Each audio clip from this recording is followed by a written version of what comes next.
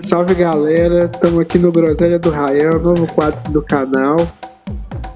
Hoje eu vou entrevistar o boss, o chefe, o Wesley Cantelmo. E é um projeto onde eu vou entrevistar as pessoas de esquerda do Belo Horizontino.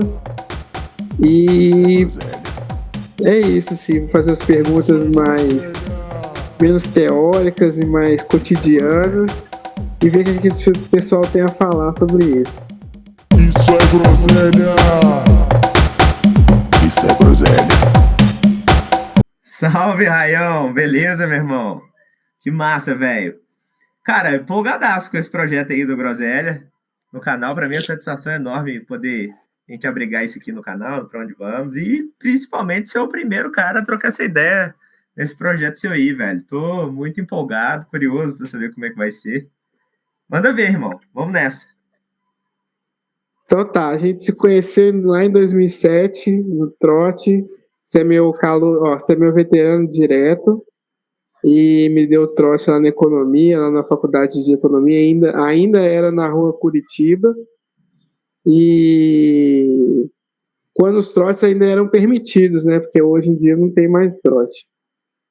E eu lembro que você era um cara disruptivo também, usava a camisa da Galocura e tal. Eu usava um casaco da Galocura também. E eu tenho um pouco de saudade daquele prédio lá. Oh, que doideira, velho. Porra, você desenterrou uma parada. Cara, você sabe que eu não sei se eu já comentei isso com você, bicho. Parece que eu era outro ser humano, cara, naquela época, assim. Eu era. Certamente era, né? O tempo vai transformando a gente. Mas, velho, você falando dessa parada aí, cara. Primeiro, eu tenho saudade pra caramba também daquele prédio. Aquela época era massa, assim.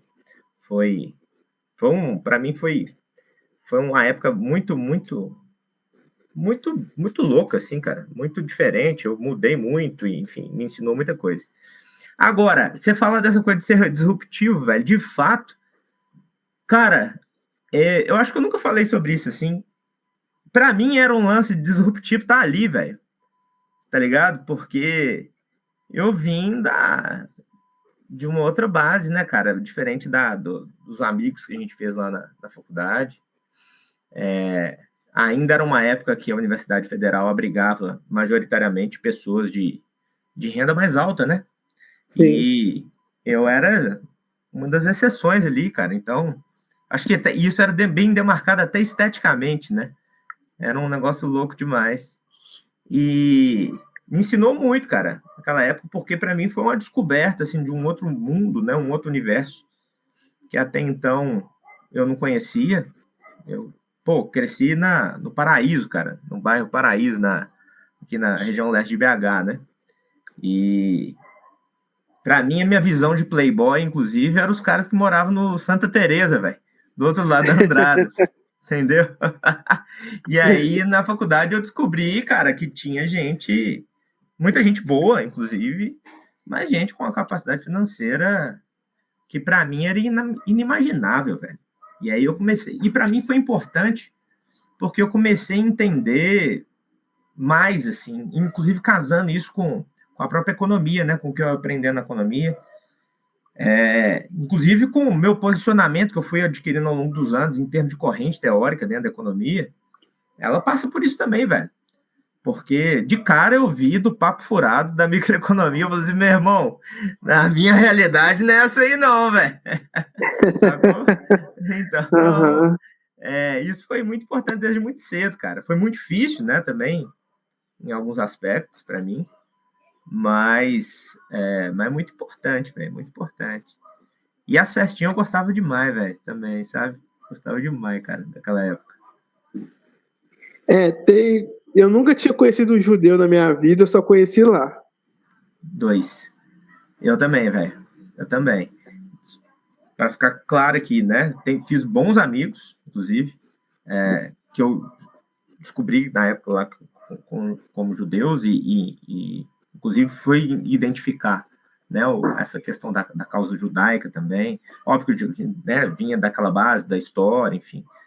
É muito importante, né, da gente entender as perseguições dos judeus ao longo dos séculos, aos judeus ao longo dos séculos. Mas conhecer mesmo, assim, judeu, eu conheci. E conheci, inclusive, pessoas que hoje, assim, até por conta dessa crise aí, né, a gente está vendo do genocídio de Gaza, né, conheci naquela época ali militantes sionistas, cara.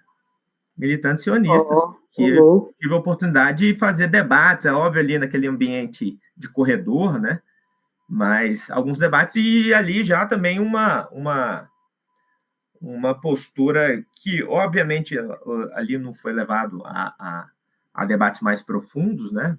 Era coisas de corredor, mas que me gerava estranhamento, saca? Do ponto de vista de pensar de algumas daquelas pessoas ali.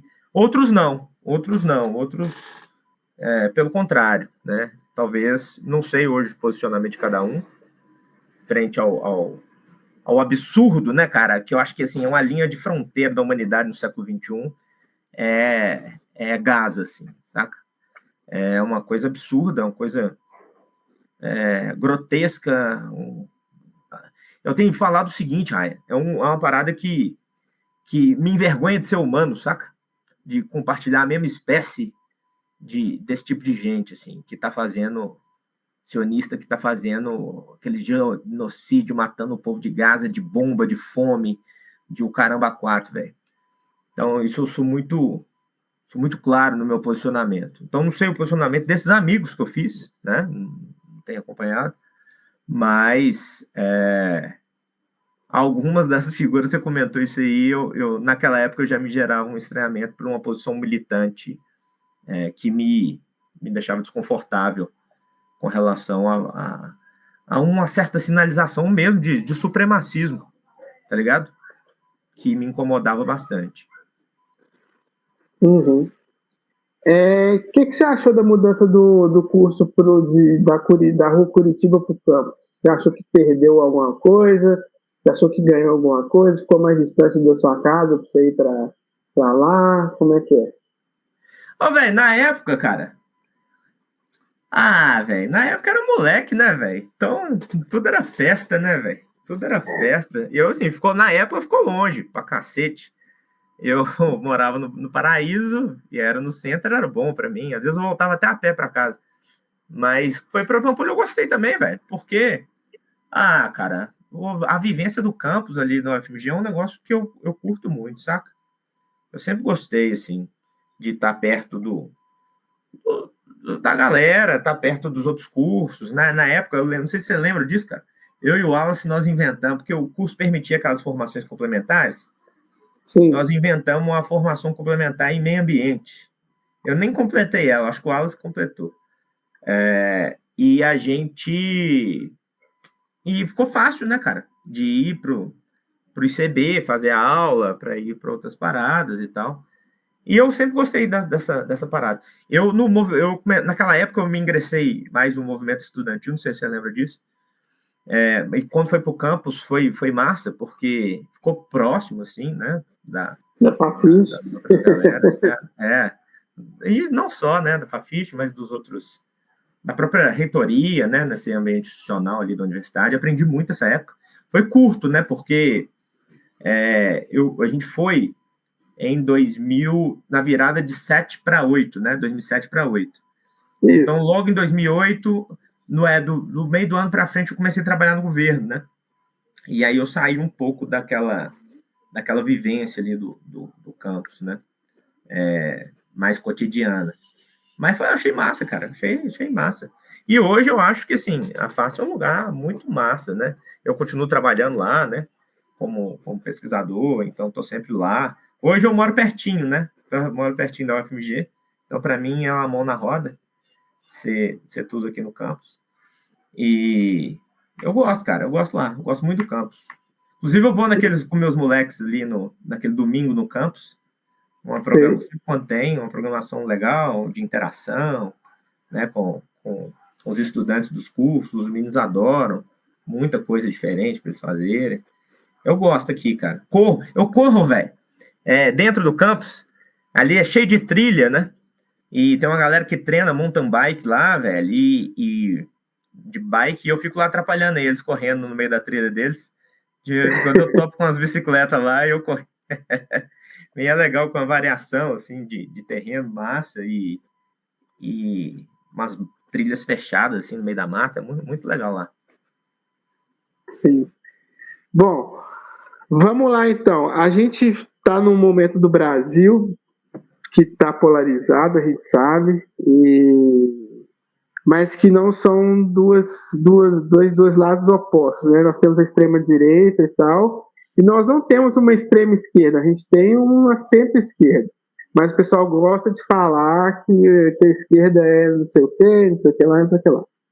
Bom, o que eu tenho para te perguntar é o seguinte: eu, na minha concepção, eu não vi doutrinação de esquerda alguma no curso de economia. Muito pelo contrário. A gente tem um discurso liberal hemogênico, hegemônico, perdão, e ninguém fala disso. Todo mundo acha que a gente vai ler Marx lá e tal. A gente até lê Marx, mas a gente lê muito mais os outros. E a gente não tem uma economia nossa, a gente tem uma economia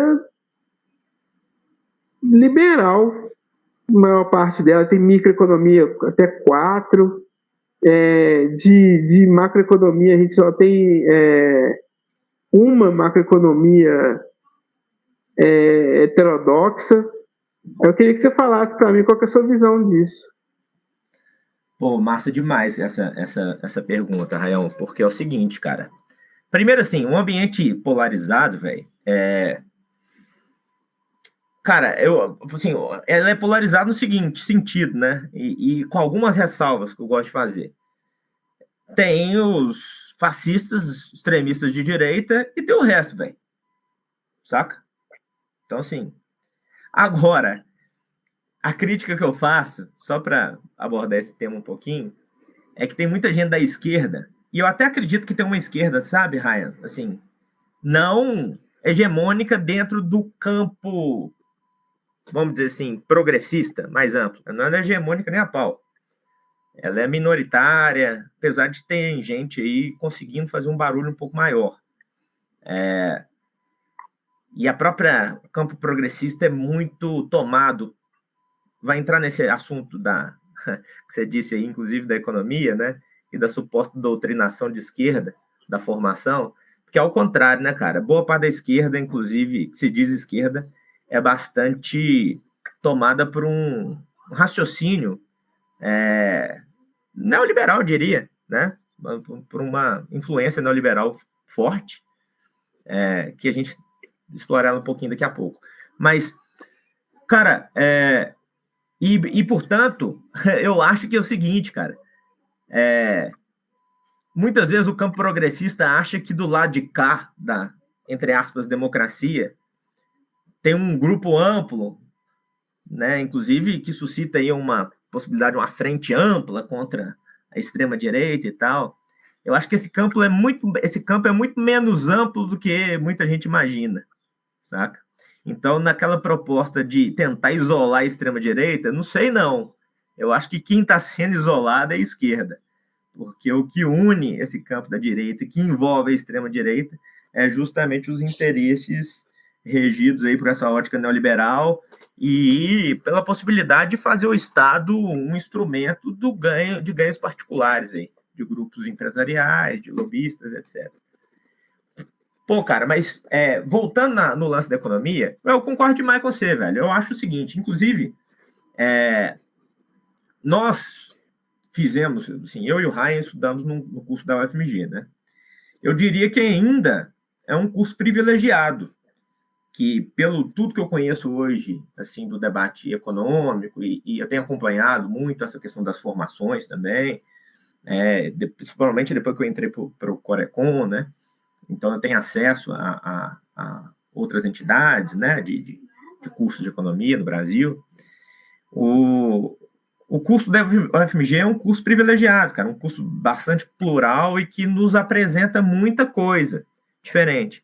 Mas é importante ressaltar isso. Nos apresenta, né? Nos apresenta, dá a possibilidade de conhecer. Tá bom.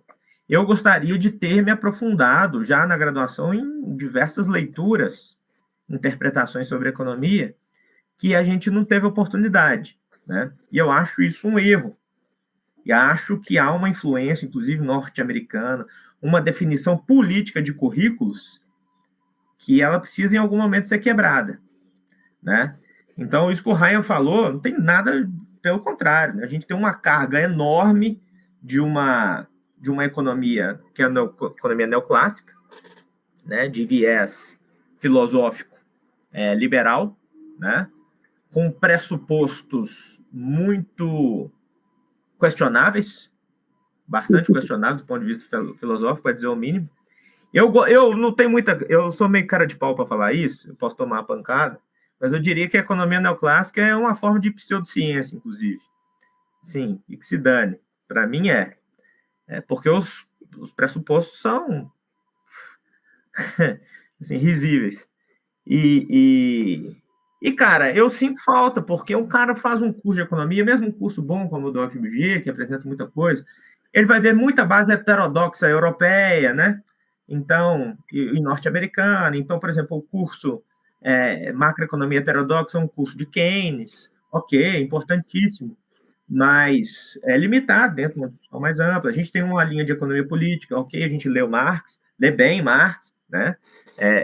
O Capital, mas é uma disciplina, e aí você tem outras opções em disciplinas optativas, né? A gente tem uma base de história muito importante, bacana, fortíssima,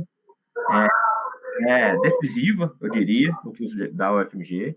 Em outros cursos eu já não sei se é tão forte assim, mas para nós nos deu uma base muito boa, importante.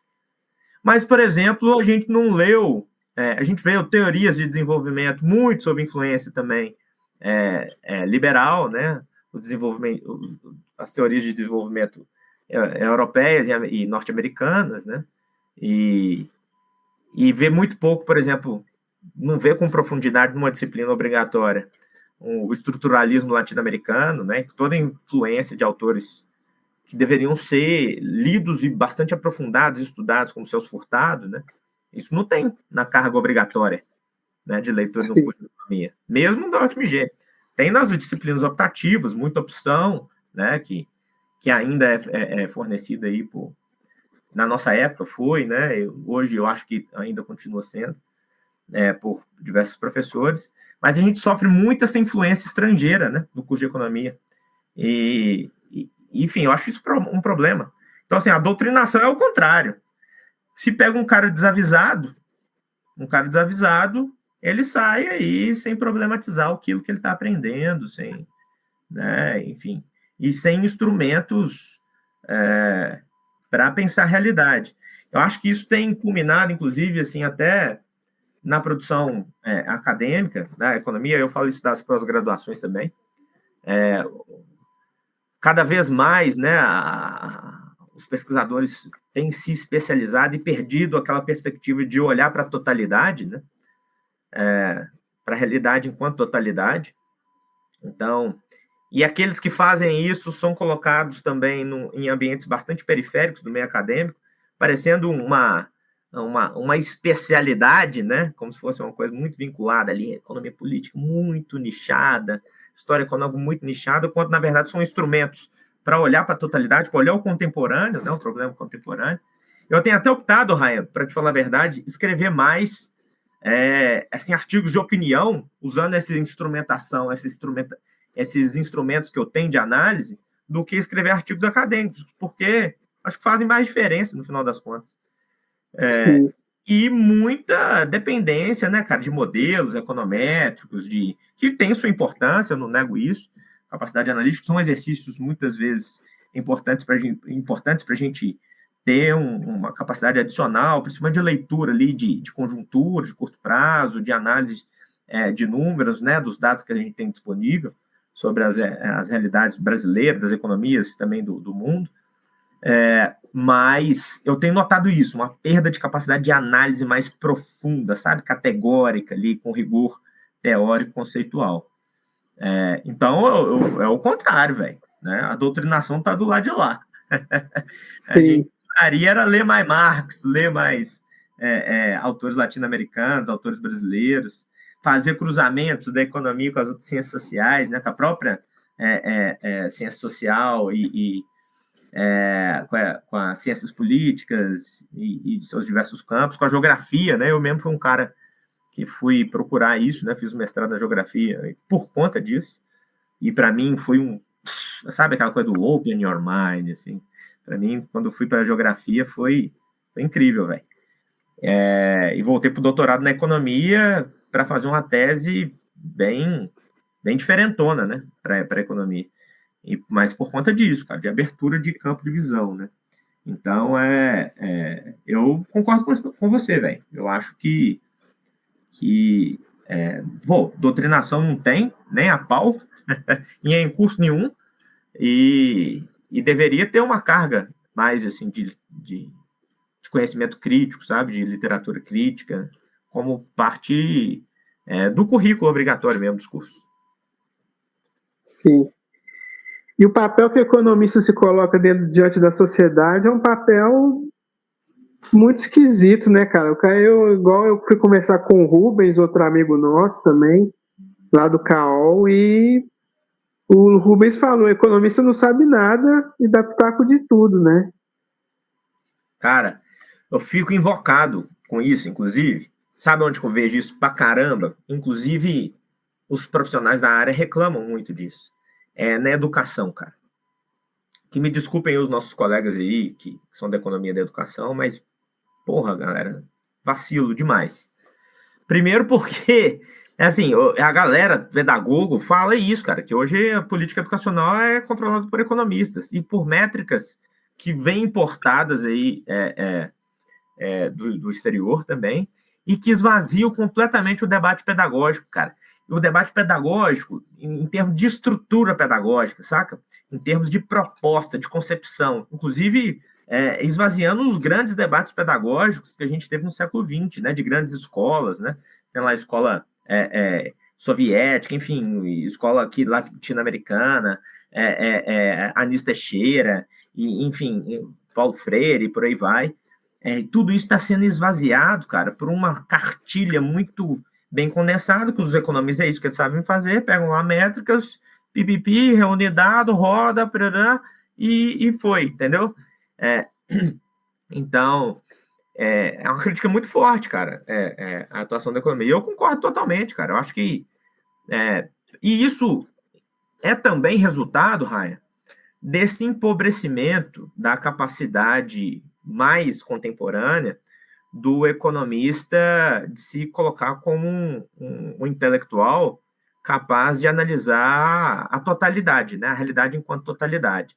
Coisa, por exemplo, que a gente via... a gente pega um texto, vamos usar aqui um exemplo do próprio Celso Furtado, né? No século XX, um expoente, mas tantos outros, né? Economistas políticos aí. Você vê pela qualidade do texto, inclusive, sabe? Que articula ali categorias, noções da filosofia, enfim, de diversos campos, e que hoje você não encontra, né?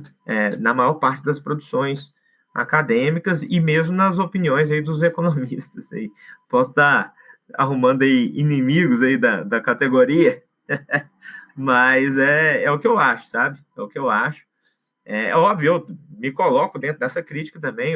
Pessoalmente, eu venho tentando sanar um pouco, né, disso, sob o meu ponto de vista pessoal, mas eu me coloco aí dentro dessa crítica também. Sim. E as expectativas racionais dos consumidores, o que você acha? Ah, puta que eu pariu. Ô, velho, mas você sabe que é o seguinte, é incrível, bicho, porque se a gente acompanhar esses debates mais contemporâneos, eu não gosto de debater muito esse assunto, porque eu sou um pouco caxias nesse sentido, porque como eu não escrevo sobre isso, e para eu escrever, quando a gente escreve, a gente faz uma leitura mais aprofundada, né? mais detida, sobre tudo, assim, eu fico um pouco desconfortável. Mas, cara, é incrível, né? Se a gente pegar essa discussão mais contemporânea dentro da economia neoclássica, os caras estão rompendo com isso, né? Mas rompendo da pior maneira possível, porque é o seguinte, Primeiro, eles vêm descobrindo fenômenos que, por exemplo, a economia política latino-americana já havia descoberto na década de 40, né? Então, com Prebisch, o próprio Furtado e outros autores e tal. Segundo, essa coisa das expectativas racionais e mesmo, essa coisa da economia comportamental veio um pouco para redesenhar essa abordagem, né, da economia neoclássica com relação a esse assunto, né? Identificando que, estatisticamente, né, a gente consegue perceber que, olha que surpresa, Rael, os agentes não adotam, não fazem escolhas racionais, né? Olha só que surpresa. Dentro do espectro de racionalidade, que é bastante questionável sob o ponto de vista filosófico, adotado pela economia, né?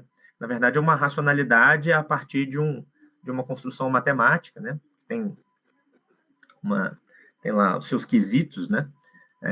Não vou falar aqui porque é um negócio chato pra caralho, mas que é bastante questionável, né? Bastante questionável. E é tão questionável, cara, que eu tenho me aproximado muito nos últimos anos da antropologia, né? E, cara, quando você estuda sob o ponto de vista antropológico, sob o ponto de vista ontológico na filosofia, cara, chega a ser, assim, ridículo, saca? Porque é isso que eu falo do pressuposto, né? Primeiro, parte dessa ideia de um agente representativo universal, que é contra a natureza da diversidade humana, ontológica, né? Então, que é um debate que nas últimas décadas cresceu bastante aí na filosofia, por influência até da antropologia, e a própria antropologia se transformou disso, né? A partir disso, aí, com expoentes aqui no Brasil, inclusive, galera, vocês tem um autor importantíssimo que todo mundo deveria conhecer, que é um antropólogo brasileiro famosíssimo, chamado Eduardo Vives de Castro, que é um cara tributário da obra do Lévi-Strauss, né? Então, do estruturalismo francês, né? E que traz a tese aí para estudar os povos indígenas brasileiros do perspectivismo ameríndio, né? Que é uma homenagem à diferença que é real, é concreta, né, no mundo.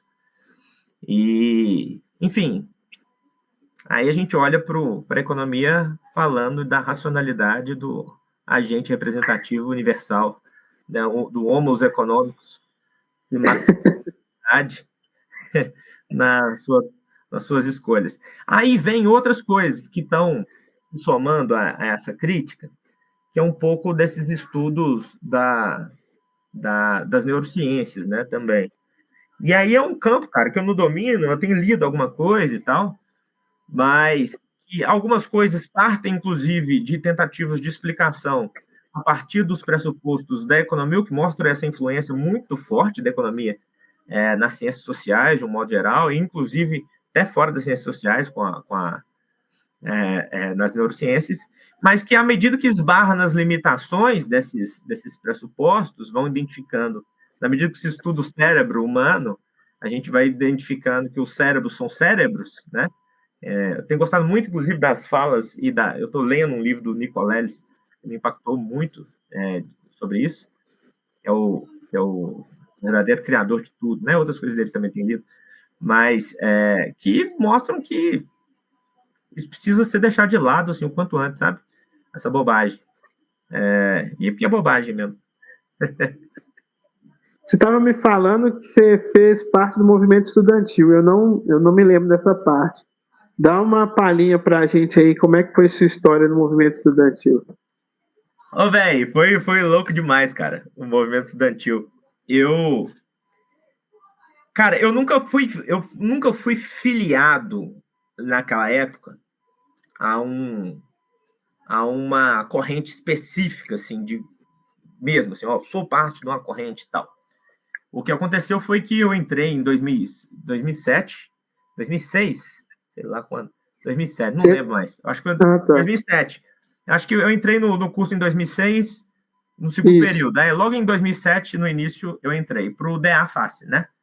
Pro diretor acadêmico. E foi uma experiência massa demais. Muito bacana, véio, muito legal. Foi quando eu te conheci, né? Eu estava Sim. organizando as caloradas lá enfim, muita loucura naquele negócio. E naquela época, uma das propostas nossas da nova gestão, que foi uma gestão nova que rompeu com uma galera que já estava no DEAFAS há algum tempo, na época, ruptura assim, pacífica, nada, mas foi um grupo diferente. E uma das propostas era retomar a atividade do DEAFAS frente ao movimento estudantil, porque era algo que havia se perdido nas últimas gestões lá naquela época. Então, era um DA mais focado para dentro da face, a gente reformulou algumas coisas da relação com a própria comunidade da Faculdade de Ciências Econômicas, mas também reformulamos essa nossa atuação no ambiente da UFMG como um todo. E um dos encarregados disso fui eu, então eu me aproximei assim, do DCE na época, para entender como está acontecendo, e ir descobrindo também as correntes e tal. E na época, cara, como o DEAFAS ficou muito distante, ele foi muito assediado, assim, no bom sentido, sabe? Pelas diversas correntes do movimento estudantil, para que a gente se incorporasse como parceiro da determinada corrente. E eu conversava com todo mundo, né? A gente conversava com todo mundo, eu era mais à frente disso, conversava, obviamente, sempre, e me ensinou muito essa época, essa coisa de lidar com a política institucional e tal. Então, conversava com todo mundo, mas acabei me aproximando mais, cara, da galera que hoje é a galera da UP, né? É o PCR lá, inclusive do Léo Péricles. Fiquei amigo do Léo Péricles na época e decidi apoiá-los nas eleições para delegados do Congresso da Uni, né, do CONUNE. E, inclusive, incorporei chapa, né, com eles e tal. E nós, depois de muito tempo, cara, a gente fez um esforço, a gente ganhou as eleições, inclusive da UJS, que hoje é a galera que eu tô mais ligado, né, hoje eu tô no PCdoB e tal. Eu conto isso lá, pessoas racha o bico. E a gente ganhou, inclusive, assim, um grande amigo na época, eu conheci na época, que me tornou um grande amigo, foi o Diogo Santos, economista também, e colega, meu amigo.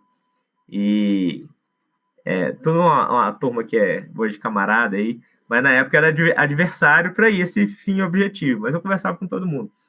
E foi muito massa, cara, nessa época. Depois eu acabei me afastando um pouco, problematizei algumas coisas desse próprio grupo, assim, que eu me aproximei um pouco mais, que era, na época, era o Correnteza, né? E apresentava críticas a eles, assim, de maneira muito aberta, muito, muito tranquila, um pessoal gente boa. Mas acabei conversando com todo mundo, cara. Conversei com a galera do PSTU na época, conversava muito com a galera que hoje, né, é companheiro aqui, que da época era da UJS, conversava bastante. E aí eu acabei interrompendo essa trajetória do movimento estudantil quando eu entrei pro governo, né? Porque eu tive essa oportunidade de ir pro governo. E aí, cara, foi trampalhada, assim, trabalho acima de trabalho, e conciliando com a parte acadêmica também, e aí não tive como dar sequência. Mas essa época foi massa, cara, aprendi muita coisa boa. Aprendi, assim, um pouco dos meandros da política da esquerda, aqui mineira, né, principalmente, e foi muito legal, foi muito massa. E sua entrada no PCdoB, como é que foi? Velho, foi recente, cara. Recente. O que acontece? Eu fiquei entre 2008 e 2018 no governo de Minas, né? Então, cada vez, assim, fui assumindo, né, cargos de maior responsabilidade, assim, no governo. E não pensava, assim, em vida partidária durante aquela época.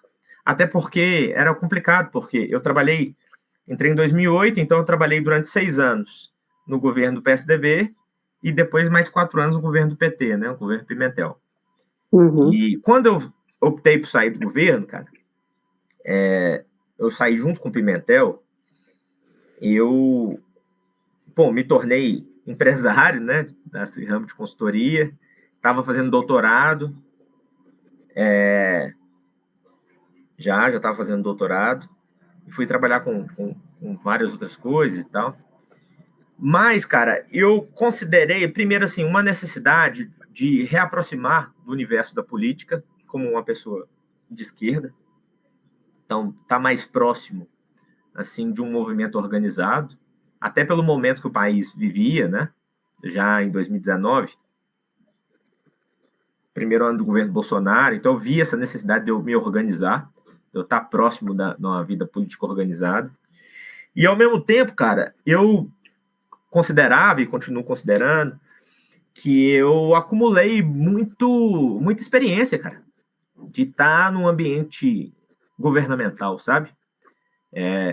No governo eu tive a oportunidade, não só aqui em Minas, né, mas fazer muitas articulações assim, institucionais, de desenho de política pública, né, que se somou a toda a minha preparação acadêmica, teórica também, ao longo desses anos todos, e que eu achava que eu deveria dar vazão a todo esse acúmulo dentro de uma organização política, de fato, sabe?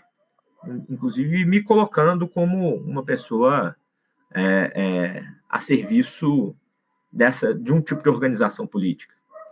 E aí, então, eu pensei, isso é um caminho natural, então, eu acredito ainda muito assim, na figura dos partidos, apesar de toda a demonização, e eu acho que até por isso mesmo, sendo um pouco contra a corrente, né?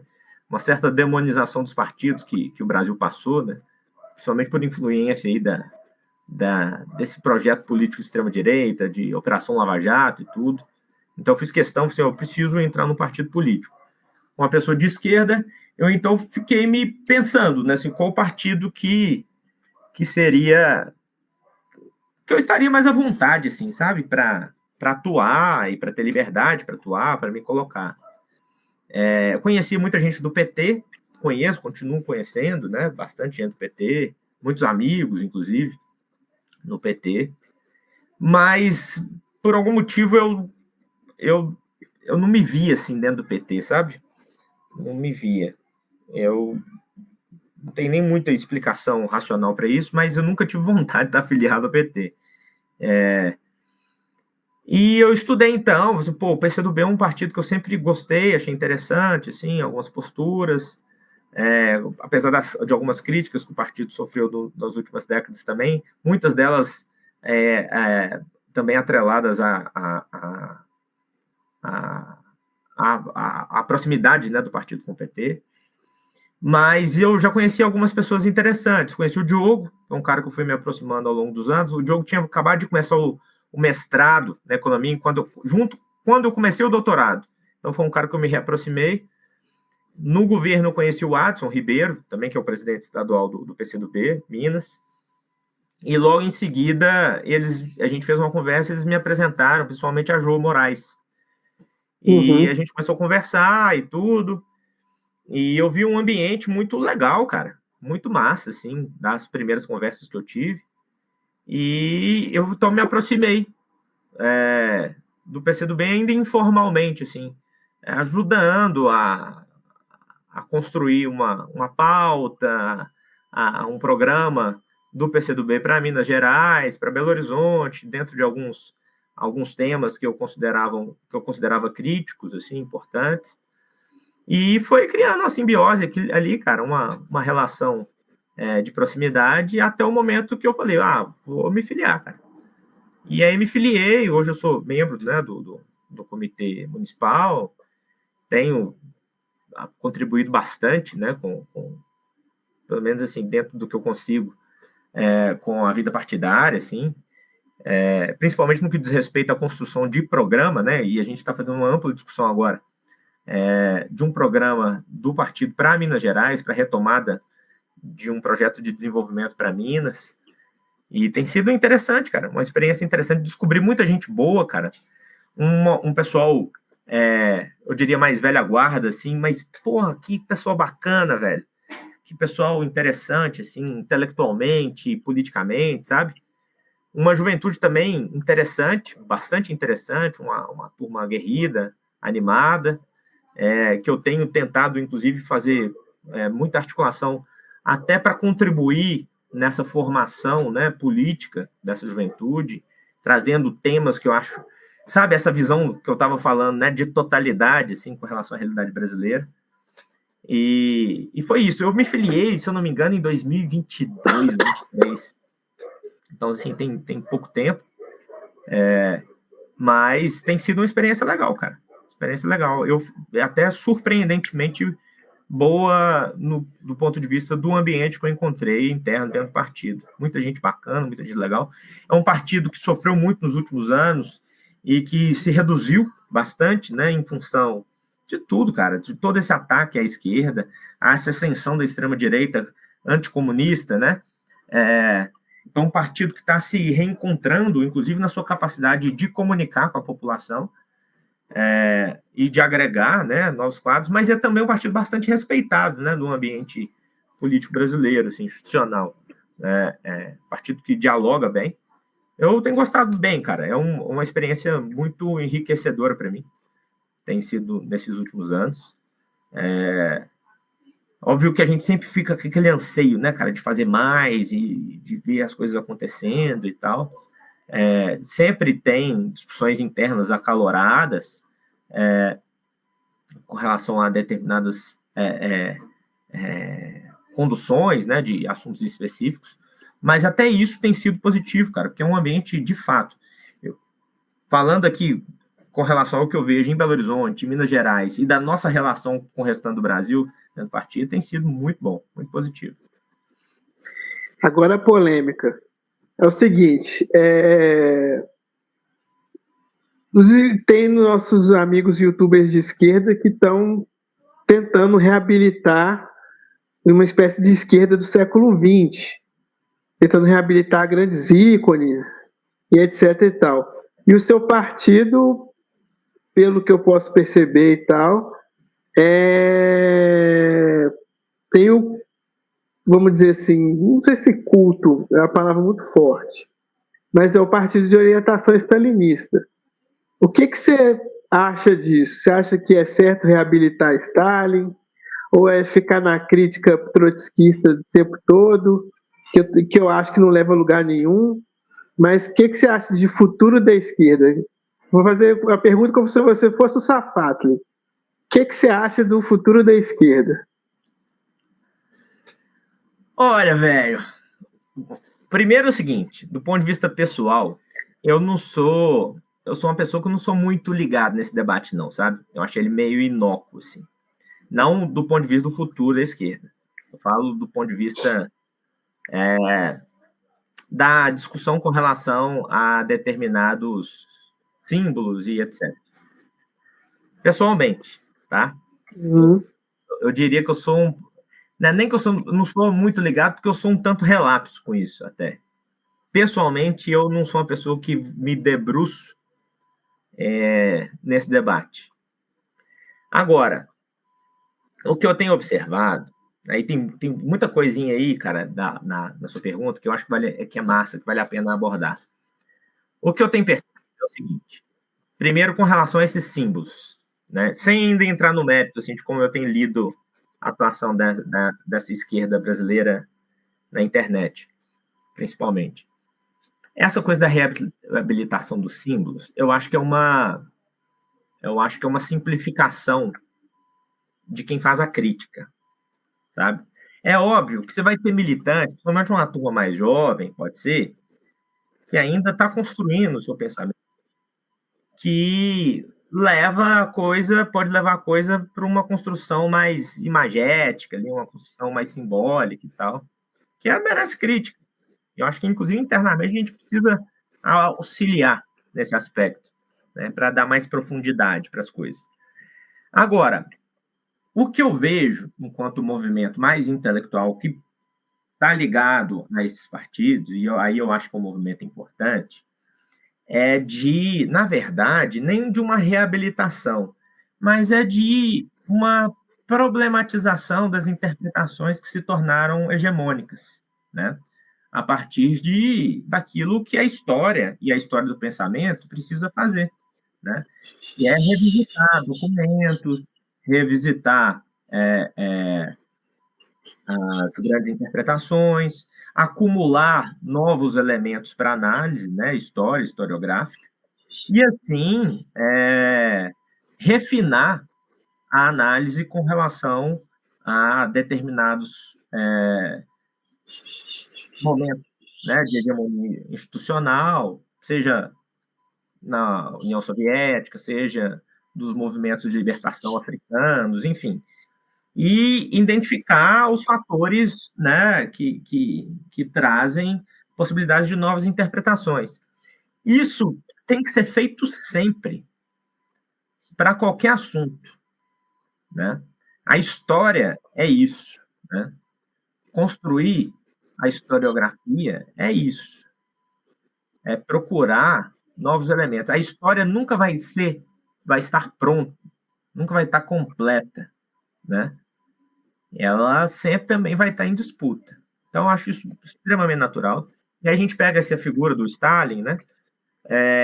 O que eu tenho visto é isso, surgindo novos documentos que permitem ainda críticas, né, inclusive dentro do partido, de figuras do partido, e não só, né, fora estudiosos que mostram críticas à experiência soviética do período stalinista, ao próprio Stalin, mas traz também elementos que podem ser referência para uma atuação institucional de um movimento de transformação hoje, né? Experiências exitosas. Então, é uma visão crítica de história, né? Que deve ser feita. Uma visão crítica de história, ela nunca pode ser uma visão dogmática, seja para um lado ou para o outro, né? Seja para ressaltar determinada figura ou determinada instituição, do ponto de vista negativo ou positivo.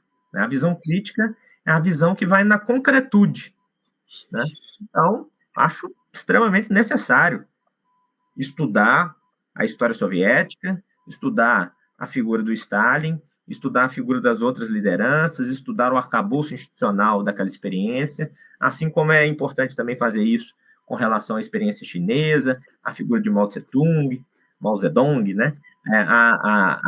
Enfim, toda a transformação institucional que culminou no processo que a gente vê hoje, né? Assim como é importante estudar a experiência vietnamita, né? Lá enfim, com todo o processo da revolução, das guerras, né? Que o Vietnã precisou passar, assim como é importante estudar Cuba, assim como é importante estudar o Brasil, né? O Brasil, inclusive, no período militar. Sabe, a gente faz esse exercício, né, da história, e, por exemplo, eu como um defensor hoje de uma linha que navega um pouco, óbvio que de maneira que problematiza, mas navega um pouco no desenvolvimentismo, a gente vê e faz uma análise crua, por exemplo, de situações institucionais que foram importantes durante a ditadura militar, lançadas pelo governo militar. Por exemplo, a construção de um sistema financeiro brasileiro, que depois foi transformada na década de 90, ali teve aspectos positivos, sabe? Mas isso não traz o alívio na crítica de tudo que representou enquanto totalidade o regime militar. Então, acho que a gente tem que ter muita cautela nesse tipo de situação de análise. Eu acho que merece, sim, o estudo e merece trazer os elementos concretos, enfim. Agora, com relação, cara, ao que você perguntou da postura da esquerda brasileira,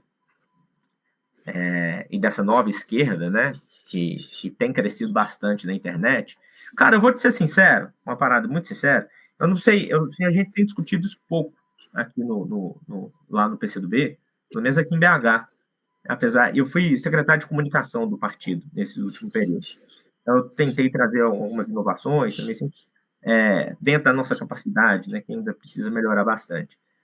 Cara, mas eu vou te ser sincero, eu acho massa pra caramba o que essa galera tá fazendo na internet, velho. Mas assim, eu não acho pouco massa, eu não acho muito massa. Muito. E eu acho que essa galera tá conseguindo, cara, um efeito importante, inclusive, de pautar parte do debate público, velho. Sobretudo com relação à juventude. Coisa que a gente estava tomada já estava perdido. Essa galera está conseguindo retomar. E por quê, velho? Além de tudo, eles conseguiram colocar um novo apelo estético à comunicação de esquerda. E eu acho isso fundamental. Isso não é nem muito comum dentro do marxismo, mas eu sou bastante heterodoxo, inclusive dentro da minha linha, das linhas teóricas da esquerda. E eu acho esse componente da estética muito importante. E essa galera tá conseguindo, velho. É óbvio que tudo, como tudo, é sujeito a críticas, a correções de rota, ajustes finos e tal. Porra, mas, velho, é impressionante, cara. Esses dias para trás aí teve a polêmica da derrubada das contas do Jones Manuel, né? Na Meta, no Instagram e no Facebook. Cara, esse é um sinal de sucesso, velho. Do cara, sacou? Isso é um sinal de sucesso, velho. O cara, porra, 1 milhão e tanto de seguidor, tá tudo quanto é parado aí no YouTube o tempo inteiro. Pô, João Carvalho, que inclusive é um cara daqui de BH também, um cara inteligentíssimo e traz uma estética nova, dialoga com a juventude. Porra, inclusive BH é um point disso, né? A Laura Carvalho aqui também. Enfim, tem outros que eu não gosto tanto. Às vezes eu acho que falta um pouquinho de profundidade alguns, mas todo mundo tem transformação, cara, né? A gente vai, ao longo da nossa trajetória, acumulando e nos preparando melhor. Então, às vezes eu vejo crítica, cara, inclusive assim, de uma galera do PT, que me desculpem a galera do PT, vai lá, vai falar assim, o Jones Manuel batendo no governo. Primeiro tem que fazer a crítica ao governo mesmo, cara, dentro da sua... Se você tem convicção de que o caminho não está dentro daquilo que você concorda, se tem uma leitura de política diferente, você tem que fazer, porra. Saca? Tem que fazer. Eu mesmo faço aqui no meu canal, coloco, eu tenho meus senões, né? Tem coisas que eu não vou concordar com o Jones Manuel, né? Numa coisa mais ampla e tal. Mas muita coisa eu concordo, velho. Saca? E a gente tem que fazer mesmo a crítica. Tem que fazer, cara. O debate... Cara, eu tenho falado isso muito dentro, inclusive lá no partido eu falo isso bastante. Cara, o que não é dito não se torna pauta. Saca? Aquilo que não é dito não se torna pauta política. E se não se torna pauta, não faz parte da agenda. Então, aquilo que não é dito não vai acontecer nunca. Então tem que dizer, velho. Tem que apontar crítica, fazer construção. E tem figuras dessa esquerda da internet, cara, que intelectualmente eu acho essa galera riquíssima. Riquíssima. Citei 2 aqui. Jones Manuel é um cara que eu acho... Porra. Mas eu não concordo em determinado momento. Ok, velho. Mas tem consistência na argumentação, saca? O João Carvalho, eu acho também que tem consistência pra caralho, velho. Vai falar que não tem? Saca? Tem outros que eu acho que não tem tanto, mas estão fazendo um debate estético e comunicacional importante. Agrega. Eu acho que agrega. Então, assim, eu tenho uma visão muito positiva desse movimento. Eu acho que ele tem que se expandir, inclusive. Tem que surgir novas figuras. Então, o pessoal que da juventude aí tem que meter as caras mesmo, se arriscar. Vai tomar pancada e tal, não sei o que. Não, cara, do jogo, faz parte do jogo. Faz parte do jogo total, saca? Faz parte do jogo. Quando eu faço vídeo aqui no canal, que é mais crítica ao governo, vem uma galera falando, porra, velho, você tá aí batendo no governo, velho, mas é o que eu acho, porra. Eu tenho um acúmulo de experiência intelectual, prática, de dentro de governo e tudo. Cara, eu vou guardar isso pra dentro de mim porque... Saca? Porque eu não... porque vai prejudicar. Vai prejudicar nada, cara. Pelo contrário. O próprio Lula falou isso, né? Falou assim, tem que criticar, velho. Senão não vira pauta. Cara, eu tive em governo muito tempo. Então, não foi 1, nem 2, nem 3 vezes que para passar uma pauta que eu acreditava, mas eu não via em ambiente institucional para que aquilo fosse adiante. Cara, eu, assim, não vou falar um dos nomes, tá? Obviamente. Mas eu articulei com determinadas figuras de movimento social, para bater em mim. Assim, sabe aquela reunião do conselho que vai ter? Desce a lenha. Porque aí eu fico pressionado por vocês, eu consigo criar um ambiente institucional lá interno. Como se tivesse acontecendo uma pressão, eu amplifico essa pressão internamente e eu consigo passar a pauta. Sem isso eu não consigo, porque o povo vai me achar de doido, vai me tirar de doido. Quando eu chegar, pô, não vai fazer isso e tal. Então faz parte do jogo, velho. Tem que meter as caras mesmo, saca? Faz parte muito do jogo isso. Então, assim, eu particularmente vejo muito positivo essa ascensão dessa esquerda dos web comunistas aí, né? Que tenta falar assim de uma coisa pejorativa, mas eu acho o web comunismo do caralho, saca? E eu acho que não tem contradição nenhuma. Assim, a contradição é a gente tem que estar fazendo isso em plataforma como essa aqui, que a gente está publicando agora, mas né, é fazer isso ou não fazer, né? E óbvio que isso tem que estar atrelado a outros tipos de trabalho de base, mas faz parte. Eu sou muito consciente de que a internet cumpre um novo papel na construção das subjetividades, na construção dos pensamentos. Papel decisivo. Agora, também é preciso saber o seguinte, ainda que tenha um crescimento importante dessa galera, essa galera, e eu até me incluo, de certa maneira, minúsculo aqui, mas é minoritária no debate público, né? É minoritária, precisa crescer. Então, tem colocado críticas importantes, e nesse sentido, eu concordo com o Safa Atler também. E eu acho que essa galera, inclusive, está cumprindo um papel nesse sentido, que é, velho, se a gente ficar à mercê da correlação de força, se a gente não fizer nada e correndo riscos para que a gente acumule forças, já não tem futuro, velho. Já não tem futuro. É aquilo que eu tenho falado. O que não é dito não se torna pauta. E o que não é pauta não vira agenda. Então, cara, a gente tem que assumir que nós chegamos, enquanto esquerda, no fundo do poço, saca? Mas não morremos, não estamos lutando só pela sobrevivência, e a gente tem que optar por arcar a correr com certos riscos para tentar acumular força para aquilo que é o nosso objetivo. E qual que é o nosso objetivo? Pergunta aí pro... Pergunta, fazer revolução. Para quê? Que tipo de sociedade que a gente quer construir? Sim. Esse é o ponto, cara. Sabe? De maneira concreta. Eu quero construir uma sociedade socialista. Tá, bom, o que é? Quais são os avanços que nós vamos realizar? Saca?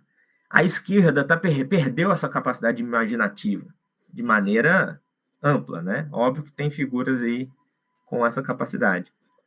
Mas de maneira ampla, no discurso concreto que está ali na cabeça e na boca de todo mundo, que se diz de esquerda, perdeu, velho. A gente está vivendo de pautas de pequenas melhorias. E eu me coloco fora dessa, velho. Eu quero transformação da sociedade. Quero transformação.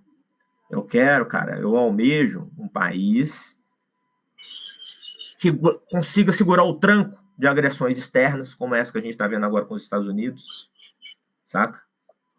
Eu quero que a gente acabe com a fome, mas que seja difícil pra cacete para essa elite brasileira chinfrim tomar o Estado de novo e voltar com mecanismos que levem à ascensão da fome novamente, como a gente viu agora, nos últimos 10 anos. Saiu do mapa da fome e voltou. Agora saiu de novo. Isso não pode acontecer, velho. Eu quero investimentos estruturantes, eu quero construir uma sociedade que seja fácil se deslocar, que seja fácil morar, que tenha acesso à saúde plena, que seja uma educação do caralho, que faça com que o jovem imagine futuro que nem a gente consegue imaginar, e de criar coisas assim inimagináveis e que ele vai lá e tem a capacidade institucional de suporte para ele fazer, para ele realizar aquilo que ele imagina, que ele sonha, saca? Não me interessa pequenas melhorias na prova de referência da educação, véio, saca? Eu pago uma fortuna de escola pro meu moleque aqui. Eu quero que todo moleque do Brasil tenha acesso a, no mínimo, a escola que meu moleque tem, velho. saca? E para isso, cara, a gente tem que ser agressivo, velho. A gente tem que ser disruptivo e apresentar, imaginar, colocar no papel, concretamente trazer essas referências para a gente debater com o povo. Sem isso, aí eu concordo com o Safato, a esquerda morreu. Pequenas melhorias? O povo não é bobo, não, velho. O povo não é bobo, não, cara. O povo sabe que vou melhorar um tiquinho, mas que tá ralando pra cacete, que tá ruim, e olha pra frente, pô, meu moleque, o que vai ser dele? Meu moleque vai fazer o mesmo que eu? Isso dói, velho. E nesse ambiente de enganação aí, o cara vem, um pastor, um safado desse aí qualquer, tá ligado? Um vagabundo aí, um estelionatário de grande escala, e engana a galera, velho. Vem de lote na lua, saca? Vem de um futuro aí amalucado, né? Recheado de esoterismo, de o caramba quatro. Então, velho, a gente não pode cair nessa armadilha, velho. A gente tem que ir pra cima, cara. E correr risco. Política é... Cara, política tem a visão da política enquanto construção de consensos. Essa é uma visão liberal. Para mim, política é correr risco. Saca? Correr risco.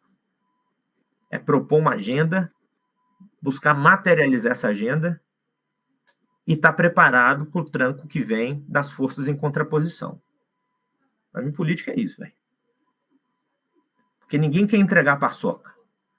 Né? Ninguém vai entregar o poder, velho, de graça. Os caras vão vir para cima. Aí a gente vê o que dá. Saca? Sim. É isso aí que eu acho. Wesley, eu acho que tá bom. Deu 1 hora. Tô satisfeito. Beleza, velho. Gostou de conversar? Gostei muito. Eu gostei pra cacete também, velho. Cara, eu tô muito empolgado aí. Eu espero que dê frutos aí essa iniciativa sua. Tô ansioso para ver suas próximas entrevistas, enfim. Muito empolgado, velho. Gostei demais. Obrigado, velho. Até por você ter topado aí na hora que eu te propus. Você tava com essa ideia e tal. Sou, velho, vamos fazer aqui no canal. E obrigado pela confiança também. E por me chamar nessa primeira trocação de ideia. Que eu te falo isso sempre, velho. Você é um cara que faz perguntas numa inteligência, velho. E que é rara, saca? Eu acho raro demais. E é isso, cara. Você precisa estar nesse ambiente aí da internet para quem quiser ver e contemplar aí essa sua capacidade. E eu tô muito satisfeito, velho. Muito bom. Muito obrigado. Então tá bom, muito Demorou, obrigado. Então. O próximo que eu vou tentar entrevistar vai ser o Tomás. Boa. Tomás já participou aqui no canal. Nós fizemos uma conversa sobre inclusive o tarifaço contra a China, né? E o cenário internacional. Ele está com a iniciativa de um grupo de WhatsApp, um canal no WhatsApp, que é o o nome bacana pra caramba é Na Beira do Mundo. Mas numa música. Pô, muito massa. E ele estava escrevendo textos muito massa. Vai ter uma conversa certamente muito instigante aí pra galera. Então tá bom. Demorou? Vamos nessa, então? Vamos nessa. Então pede o povo aí pra curtir, inscrever no canal e até a próxima. Então tá, gente. Se inscreva no canal, curte o vídeo. E é isso aí. Até a próxima semana que vem. Valeu. Falou.